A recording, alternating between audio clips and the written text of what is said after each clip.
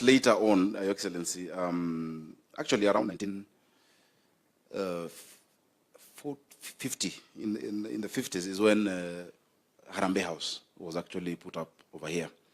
I'm very happy with the suggestion that all these arms of government can now come together to really concretize this government square. When we saw that ceremony, I think all presidents should be inaugurated here.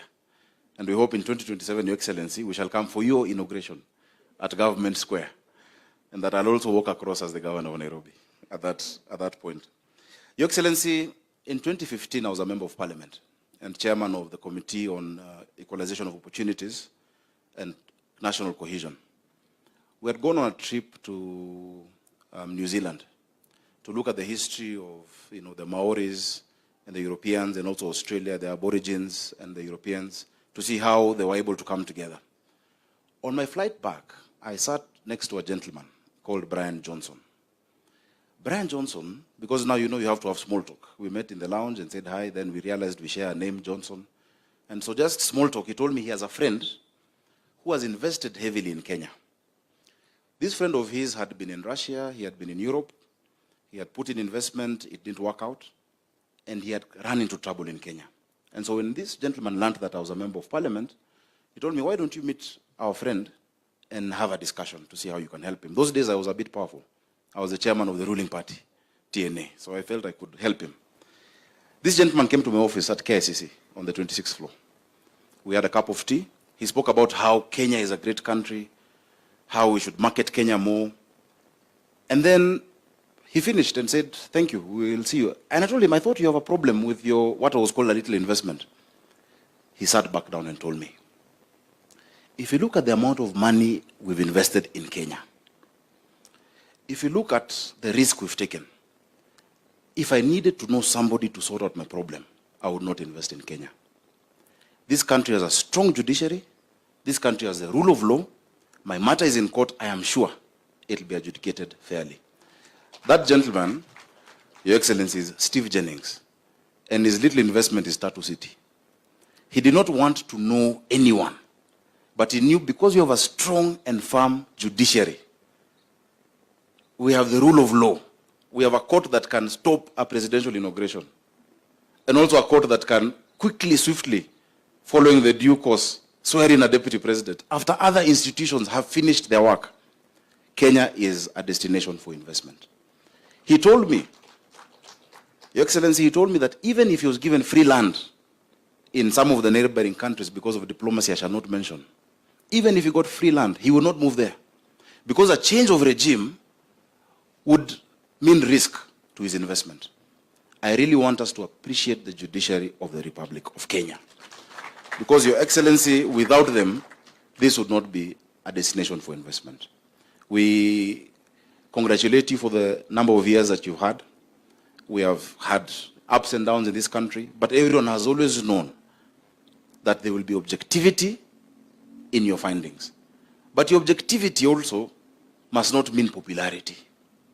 It must mean just doing the right thing. I was thinking this morning when I came, what does it feel like to be a judge of the Supreme Court? I don't know, Emeritus Mutunga, how does it feel like? Chief Justice Maraga. It's almost a godlike, the finality of your decision. I would draw you to one of the points by Khalil Gibran on punishment and crime. And he speaks to it, that must be exercised in a way that is judicious. Because ultimately, the ultimate judge is God. I really admire the judges of the Supreme Court that we have.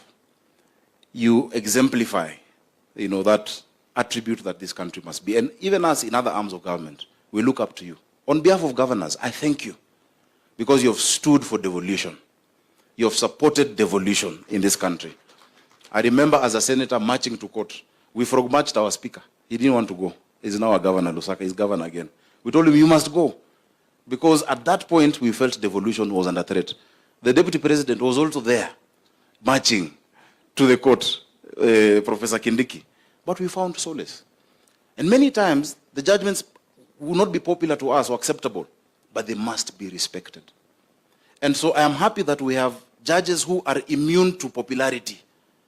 You don't have to make a decision whether that is popular. Leave popularity to President William Ruto, Professor Kindiki, PCS, and ourselves. We are the ones who want to be popular with the people. But for you, just do what is right, as sober as a judge, and our country will remain solid. Your Excellency, with those many remarks, I know we've had a discussion about our favorite topic, which is the land over here, the Nairobi County land, that will soon host the Supreme Court building. I had mentioned that I have never been a client of the Supreme Court. I don't intend to be in my individual capacity soon, unless I vie for presidency one day, you never know. But in my individual capacity, no. And so I would not want to be out of favor with the Supreme Court. The land over here, you have pronounced yourselves, and the Constitution, Article 62, says all unalienated public land, as at the point of promulgation of the Constitution of Kenya, is vested with the NLC and with the county government. For us to do that proper allotment, following the procedures, to have a new Supreme Court building would be something that we'll all be proud of as a legacy of President William Ruto, myself, and the Chief Justice. So please count on our support. And also, Madam Chief Justice, you're the chair of our Nyumba Kumi over here, being the first resident. Please convene us once in a while. Convene your neighbors at City Hall, at Parliament, and at the Executive, even for a cup of tea. We'll be very happy to come. With those many remarks, Karibuni in Nairobi. I've been asked to welcome you to Nairobi, though I know all of you live in Nairobi. But I'm sure it feels nice to be welcomed by the governor of Nairobi every so often to your home. Asanteni sana, and may God bless you.